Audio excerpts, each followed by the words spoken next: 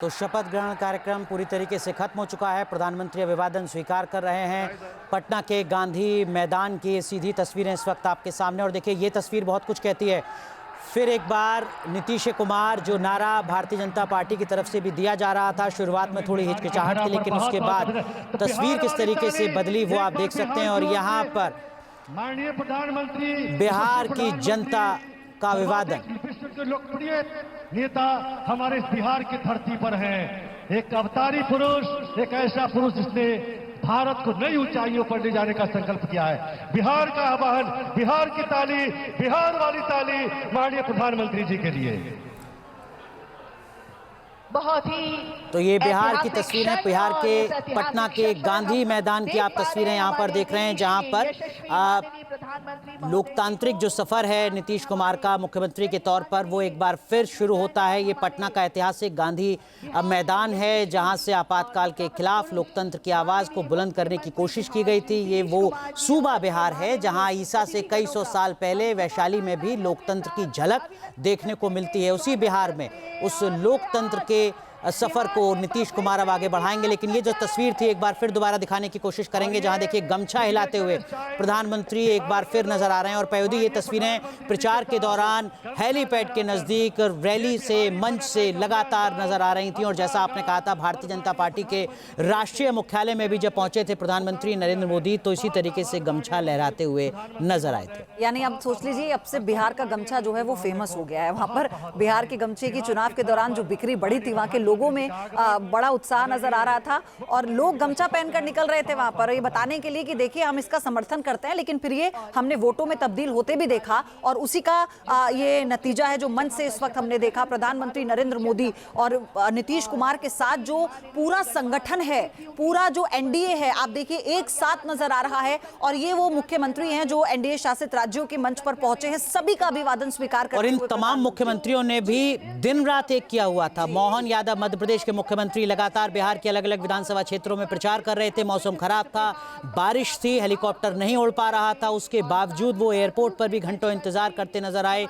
कोशिश यही थी कि ज्यादा से ज्यादा क्षेत्र में वो पहुंच सकें, लोगों से संपर्क कर सकें।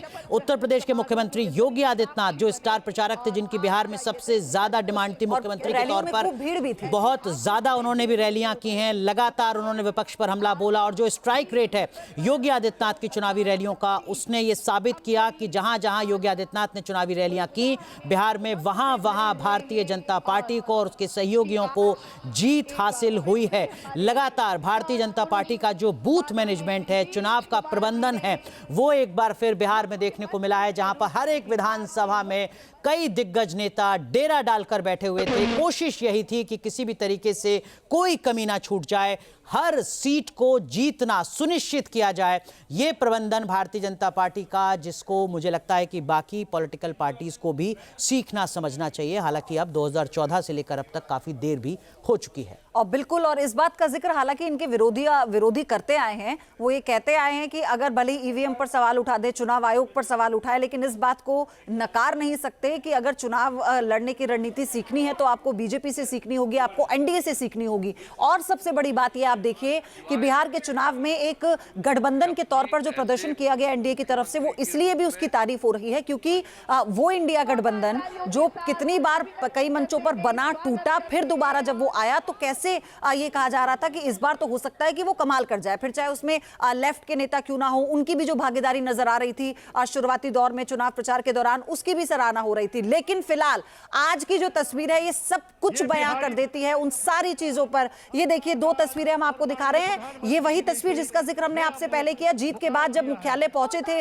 बीजेपी मुख्यालय, राष्ट्रीय मुख्यालय पहुंचे थे, तो वहां पर गाड़ी से उतरते ही प्रधानमंत्री मोदी ने गमछा हिलाया था और बहुत जोर से नारेबाजी शुरू हो गई थी कार्यकर्ताओं की। और एक आज की तस्वीर है, मंच पर जब वो गमछा हिलाते हैं तो ये जो लाखों की भीड़ यहाँ आई है, ये फौरन उस गमछे को देखते ही शोर मचाना शुरू कर देती है। और ये इस तरीके की जो प्रतीकात्मक तस्वीर होती हैं, सिंबॉलिक तस्वीरें होती हैं, ये एक बड़ा मैसेज देने की कोशिश करती हैं और भारतीय जनता पार्टी और विशेषकर प्रधानमंत्री नरेंद्र मोदी इन बातों का बहुत ज़्यादा ध्यान रखते हैं कि कैसे अपने मतदाताओं से बेहतर तरीके से कनेक्ट करना है। ये दो तस्वीरें इस वक्त हम आपको दिखा रहे हैं। पहली तस्वीर 14 तारीख के रात की है, जब भारतीय जनता पार्टी के मुख्यालय पहुंचे थे प्रधानमंत्री नरेंद्र मोदी चुनावी नतीजों के आने के बाद, और दूसरी तस्वीर ये अब से कुछ देर पहले की है, पटना के ऐतिहासिक गांधी मैदान की, जहां पर शपथ ग्रहण समारोह के खत्म होने के बाद एक बार फिर गमछा लहराते हुए अभिवादन स्वीकार कर रहे हैं प्रधानमंत्री नरेंद्र मोदी। बिहार ने एक बार फिर से इतिहास रचा है।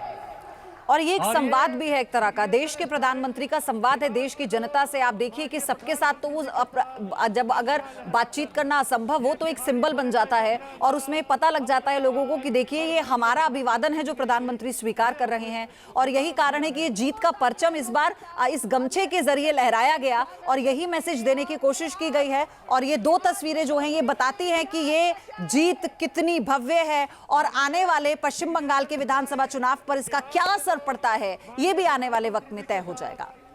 जहां भक्ति है हर शब्द में, कथाओं में छुपे हैं दिव्य रहस्य और ज्योतिष देता है जीवन को दिशा। धर्म से जुड़ी हर बातों को जानने के लिए हमारे चैनल स्तुति को सब्सक्राइब करें। चैनल पर जाने के लिए इस लिंक पर क्लिक करें।